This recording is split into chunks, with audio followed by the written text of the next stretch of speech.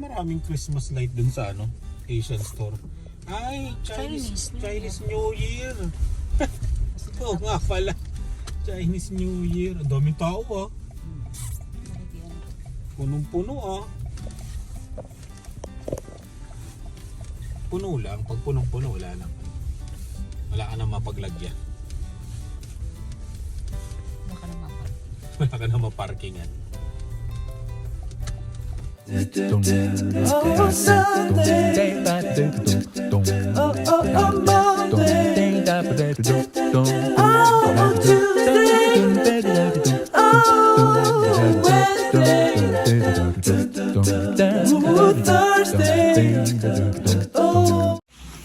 Wah, akala ko walis tambo lang bibili natin. Chinese New Year. Ito, ano to? Parang ano no? Mango na ano no? Ang dumi ng kuko ko, ang haba. Mapagupit nga. Meron silang lumpia wrapper oh, ng Pampilipinas. Yan ang masarap eh. Nila yun eh. Oo, palitan. Yan ang gusto naming lumpia wrapper. Pati doon sa ginagawa naming lumpiang gulay. Ang aming favorite. Ano yun? Pagka maganda yung... Oo, pag magbebenta ka, maganda yon. Ay, platops oh. $2.99 each. Ha? Ito ba sinabi ko sa'yo? Ano yun? Yung parang tamban na maliit. Tapos, inito nila na yan. Ano yan? $5.99. $5.99 isa.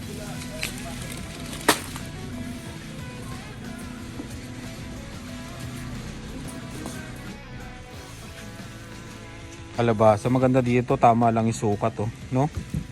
Hindi nasisira yung ano. Ito nga $0.99 lang. Wala na, malaki. $0.99 no. Ganda, maliit lang.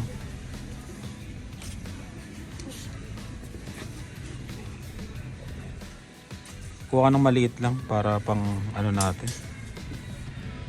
Kalabasa, tsaka sitaw, di ba? O kaya ginataang kalabasa. Yan, okay na yan. Baka hindi pa namin mabili yung pinunta namin dito, yung walis tambo. Walis tambo.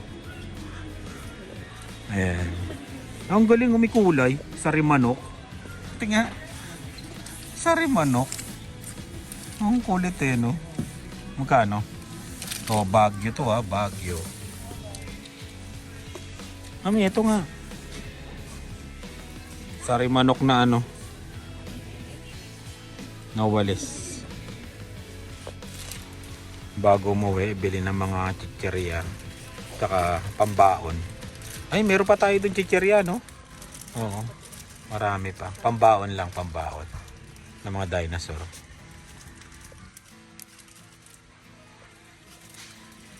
$5.29, no?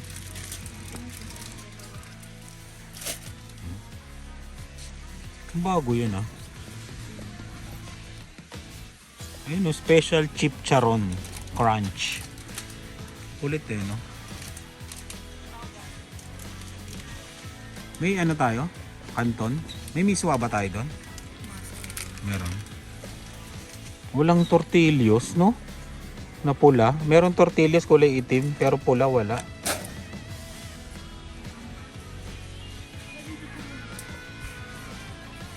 Wala na ba chicharon doon? Dinurog mo? Hinalo niya para sa palabok. Kailangan bumiling isa. Ay hindi, sa superstore na lang. Kano ba dito? $2.99. Crope ko.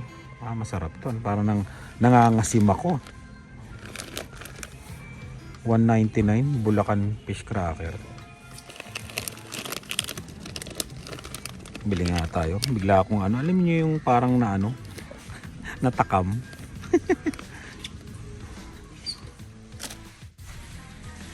Bagoong nga pala. Ayun, kalimutan. Wala na akong bagoong. Gahanap ako nung ano eh, yung sinasahog dun sa binibilihan naming special fried rice eh. Hindi namin makuha-kuha kung anong mantikang ginagamit doon eh. Ito ba yun? Sabi nung Chinese na katrabaho ko, pure eh. Pure sesame oil. Meron pure pero malaki. Oh, lata. Wala yung nasa bote. Wala. Tatanong ulit tayo. Papakita ko tong video na to para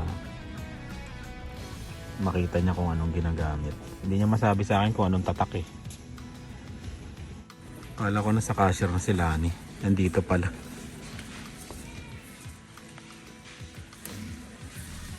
May isda oh.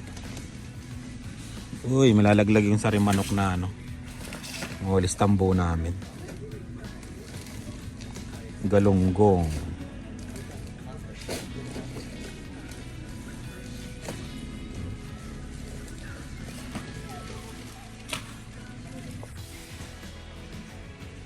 Ito yung pang hot pot. 6.59 per pound.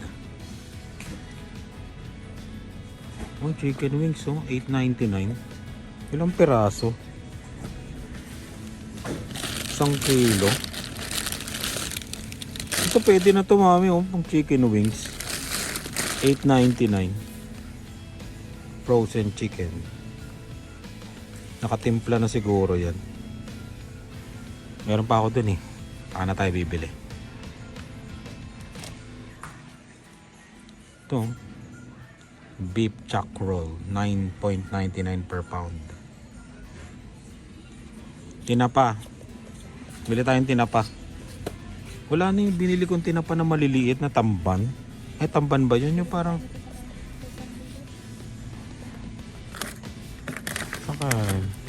gusto ko yung tinapang binili ko parang maliliit eh.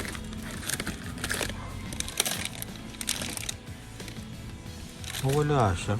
Ayun yung mga presyo. Saan na yun? Ito pala yan oh, tinapang tamban.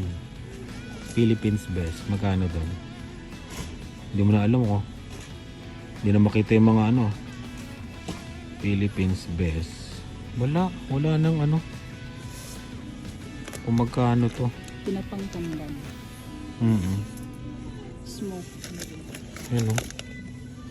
Ayun marami siya oh. Kabilaan, di ba? Smoke gardens. Smoke, Smoke.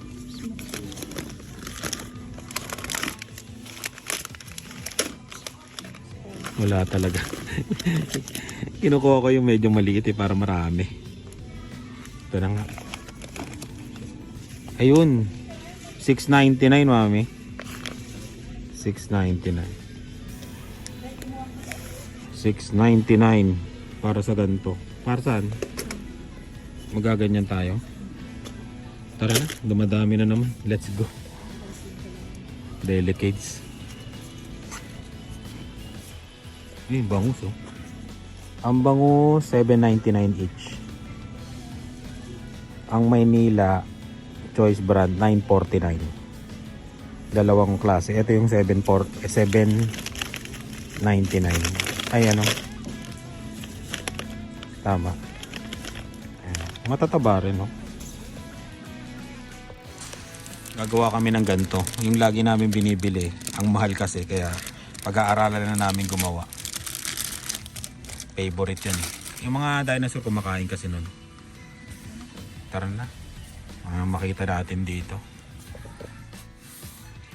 Diba? Bago no? Sarimanok, walis tambo. Mahaba pili. Hindi ba ito nasisira?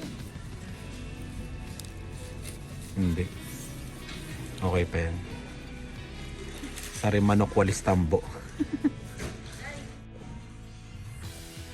Bili akong sago. Paborito ko to yung maliliit na sago. 2.49.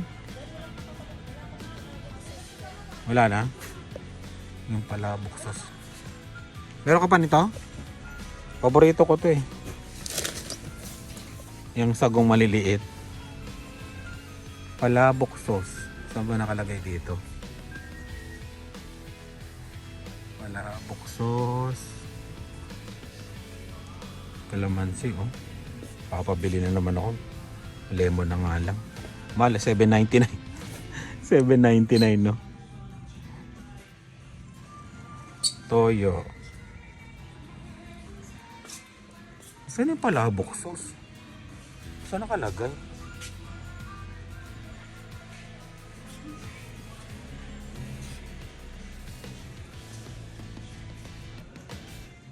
Wala, hindi ko makita.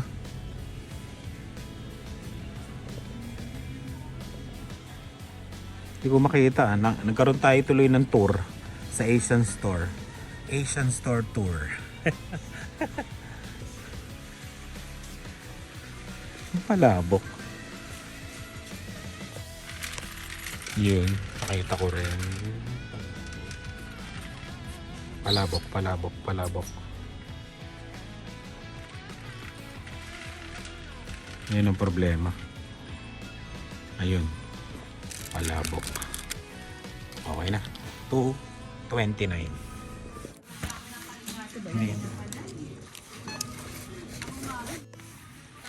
$14.99 yung walis tambo.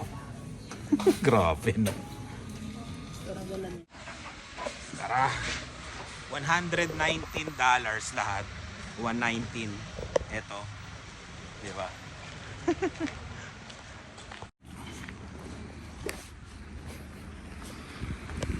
Mahal din, no, mami, no? $14.99. $15. I-convert nyo. Yung walis tambo sa Pilipinas convert nyo. Akala ko $4.99. $14.99 pala. Uwi na kami. Oo, relax lang. Yung ang dilim. Talagang madilim tong mahina yung ilaw. Gawin natin fluorescent. Ay, napapalitan siguro to ng ng LED, no? Ng kulay puti. Oo nga. I-YouTube ko nga to. Comment nga kayo kung alam nyo magpalit nito. Para pag nag-vlog tayo, maliwanag. Tapos, ang problema, kaya kami umalis din ngayon, bibili kami nga ng cellphone. Yung lagayan ng cellphone. Sarado na. Di sa susunod na lang uli. Baka bukas. Ay, may live nga pala bukas. Yan. Uwi na kami. Sabado siguro live namin linggo. Si Ina kaya? Kailan kaya uuwi? Yan. Bahay na. Hawak na. Hawak-hawak na yung sarimanok na walis tambo. Sarimanok na walis tambo. Pasok na nga tayo. Nonood akong Squid Game. Pero magtatapon muna tayong basura. Baka kasi dumaan na yung truck. Advance yan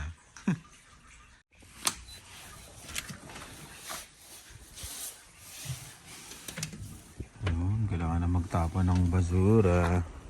Yan yung mga basura namin. Sobra-sobra na Lamig ngayon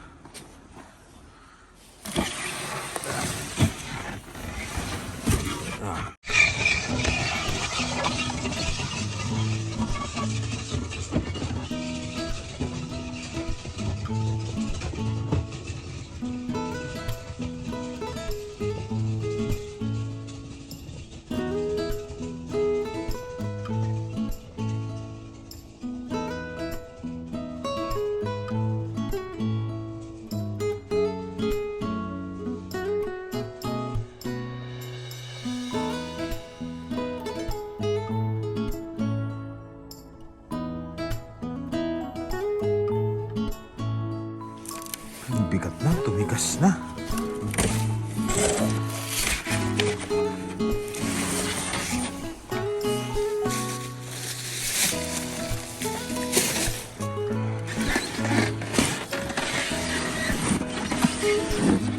Ito yung struggle pag winter.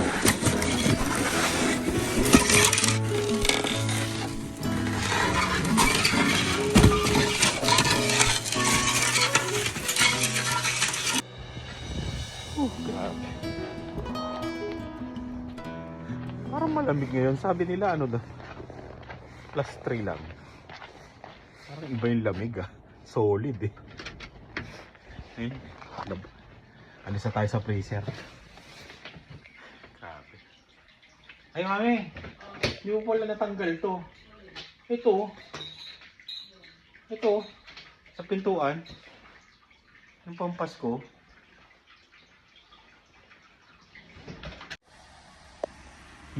Alis kami ngayon. Ay bibiliin lang kami.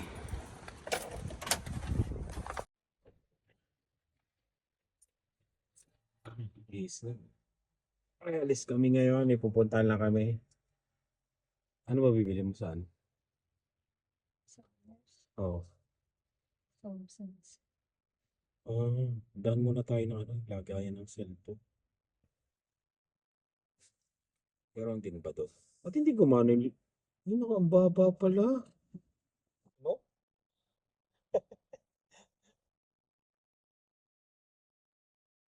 Oh, ba't kami yung address? Diba?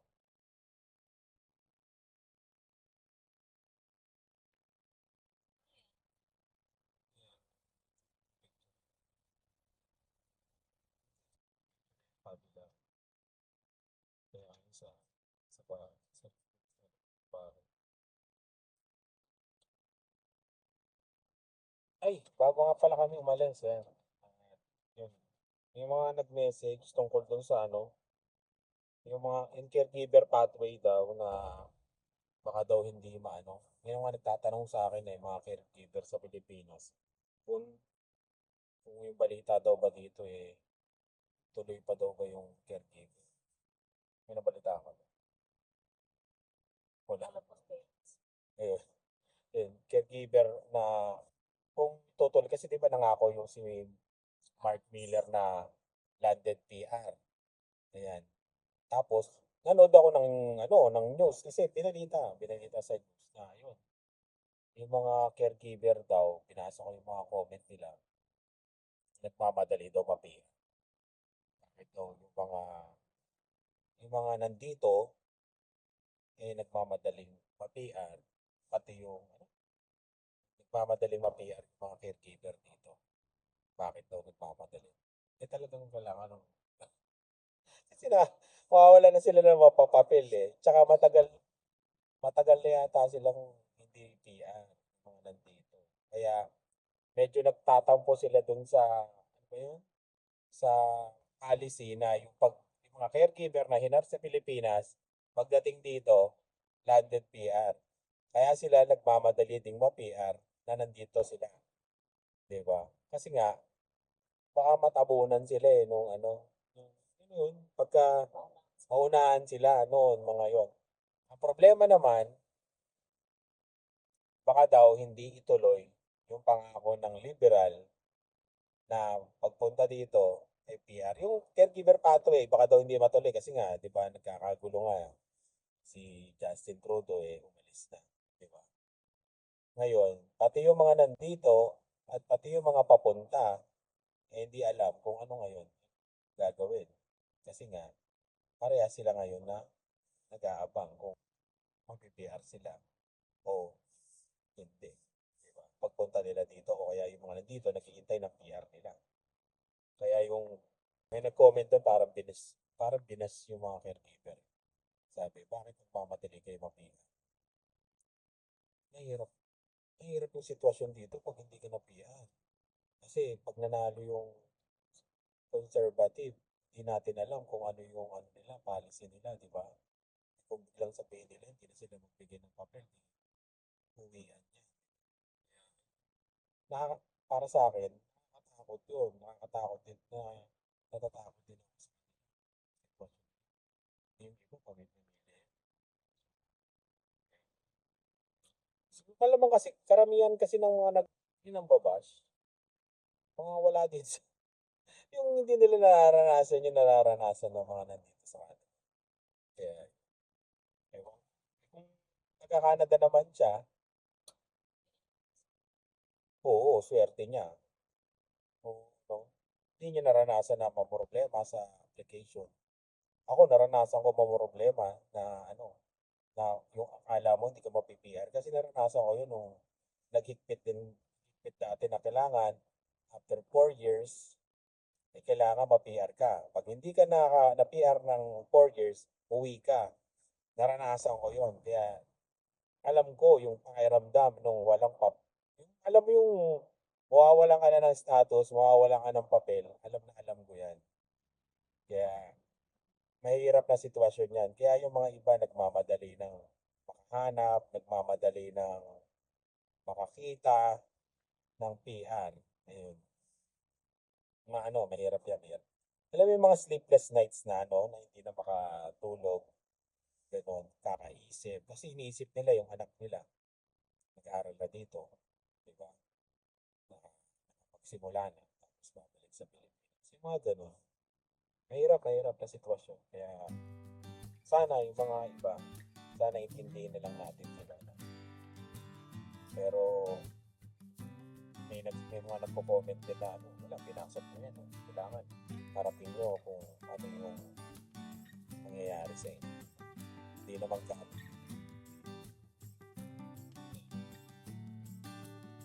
Meron nga mga PR Yan, yung mamaintindihan ngayon maano ngayon dito, parang hindi naman sa magulong-magulong. Medyo lang. Ano lang nangyayari.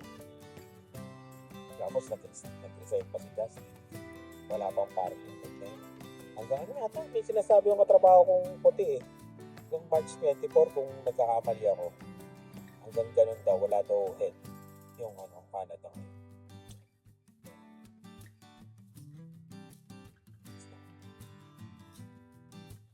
Maraming salamat sa laging panonood. Ingat kayo at sana yung mga nag-aabang ng PR dyan, sana makuha na rin yung PR. Salamat. Ingat kayo.